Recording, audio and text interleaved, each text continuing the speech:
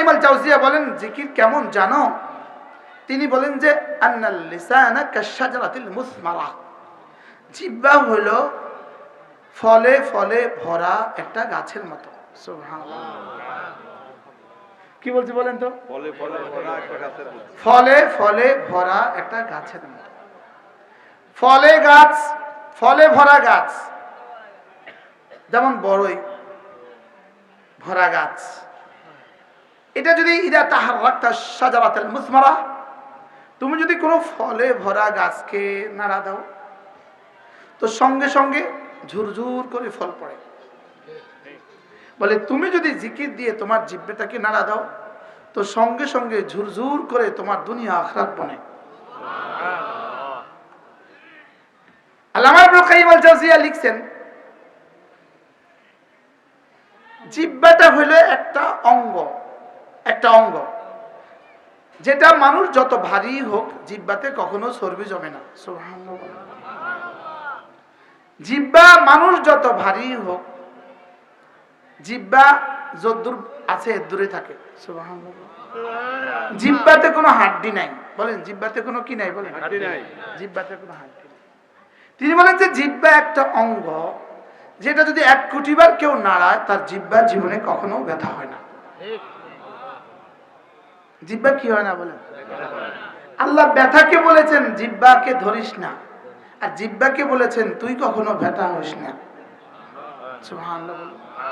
এই জন্য পৃথিবীর মানব দেহে একটা অঙ্গ আছে যে অঙ্গের স্পেশালিস্ট কোনো ডাক্তার নাই।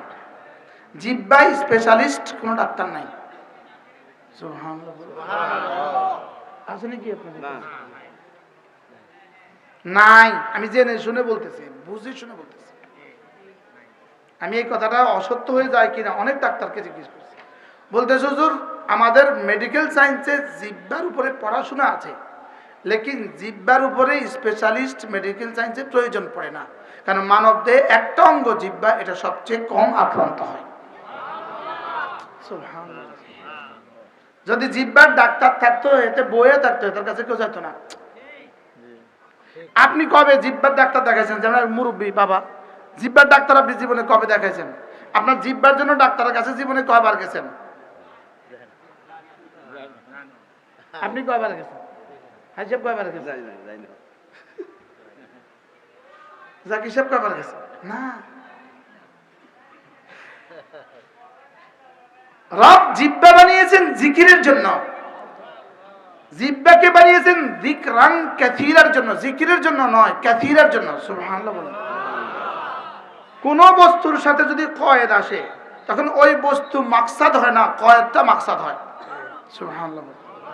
আমার একটা 1 গ্লাস গরম পানি দাও তো। উদ্দেশ্য কি? পানি না গরম পানি? বুঝেন না ভাই? আমাকে একটা গরম পানি দাও।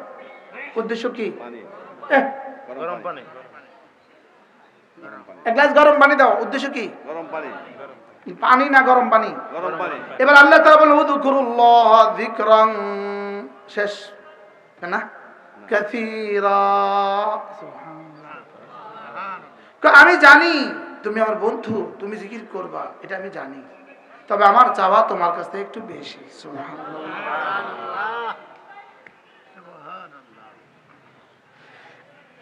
জিকিরই একমাত্র ইবাদত। হযরত আব্দুল্লাহ ইবনে মাসউদ রাদিয়াল্লাহু তাআলা বলেন জিকির একমাত্র ইবাদত যার জন্য আল্লাহ তাআলা লাম ইয়াজাল্লাহু গায়াতান, যার জন্য আল্লাহ তাআলা কোনো শেষ সীমা ঠিক করে দেন নাই। সুবহানাল্লাহ। যার জন্য আল্লাহ তাআলা কোনো কাইফিয়ত ঠিক করে দেন নাই, যার জন্য আল্লাহ তাআলা কোনো সংখ্যা ঠিক করে দেন নাই। যেহেতু বান্দাকে যদি কোনো কন্ডিশন দিয়ে দিত, কোনো শর্ত জুড়ে দিত, তাহলে বান্দা কাসীরা করতে পারতো না। যদি ওযুর শর্ত জুড়ে দিত, বুঝেন না, তাহলে ওযুর শর্ত জুড়ে দিলে বেশি পারতাম আমরা না। একবার গ্যাসের উপদ্রব, সে কেমনে পারত?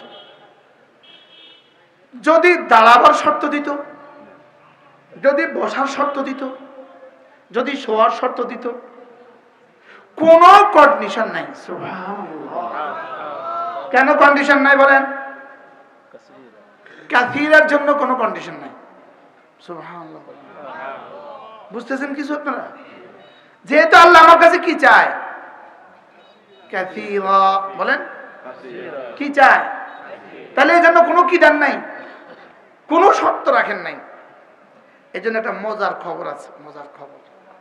হযরত আব্দুল্লাহ ইবনে আব্বাস রাদিয়াল্লাহু তাআলা বলেন, কোন মানুষ যদি 5 ওয়াক্ত নামাজের পরে সুবহানাল্লাহ 33 বার, আলহামদুলিল্লাহ 33 বার, আল্লাহু আকবার 34 বার পড়ে, হযরত আব্দুল্লাহ ইবনে আব্বাস রাদিয়াল্লাহু তাআলার মতো সাহাবী, যিনি এই উম্মতের হেবরুল উম্মাহ, যিনি এই উম্মতের সবচেয়ে বড় মুফাসসির, সুবহানাল্লাহ বলেন, এই উম্মতের সবচেয়ে বড় মুহাদ্দিস হযরত আবু হুরায়রা, এই উম্মতের সবচেয়ে বড় মুহাদ্দিস হযরত আবু হুরায়রা, এই উম্মতের সবচেয়ে বড় মুফাসসির হযরত আব্দুল্লাহ ইবনে আব্বাস, এই উম্মতের সবচেয়ে বড় কারি আব্দুল্লাহ ইবনে উবাই, সুবহানাল্লাহ বলেন, এই উম্মতের সবচেয়ে বড় মুজাহিদ খালিদ ইবনে ওয়ালিদ, এই উম্মতের সবচেয়ে বড়, সবচেয়ে দ্রুত দৌড়তে পারতেন একজন মানুষ, দ্রুত, যার দ্রুতগামী যে কোনো ঘোড়ার চেয়ে তিনি আগে দৌড়তে পারতেন, তার নাম ছিল সালামা ইবনে আকওয়া। সুবহানাল্লাহ, তার নাম ছিল কি বলেন? আল্লাহ তাআলা একজনকে দিয়ে, একজনকে দিয়ে দিনের এক একটা শাখাকে হেফাজত করছেন, সুবহানাল্লাহ।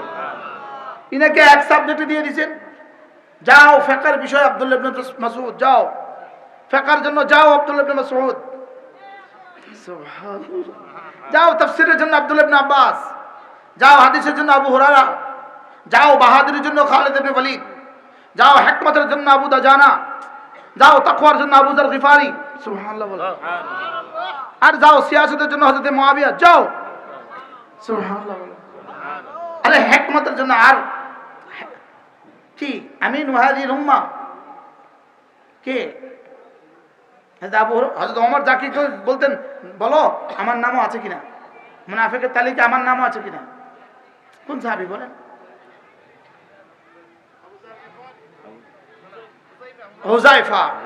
হুযায়ফা রাদিয়াল্লাহু তাআলা। এক একজন সাহাবী, আবু যর গিফারি তাকওয়ার উদাহরণ, সুবহানাল্লাহ। আবু যর গিফারি কিসের উদাহরণ বলেন? তাকওয়ার উদাহরণ। ইনি হলেন তাকওয়ার উদাহরণ। একটু সামনে আসেন, আরো আসেন, ইনি হলেন তাকওয়ার উদাহরণ। হযরত আবু যর গিফারি রাদিয়াল্লাহু তাআলা আজকে খেয়ে আগামীদের জন্য খাবার জমা রাখাকে জায়েজ বলতেন না।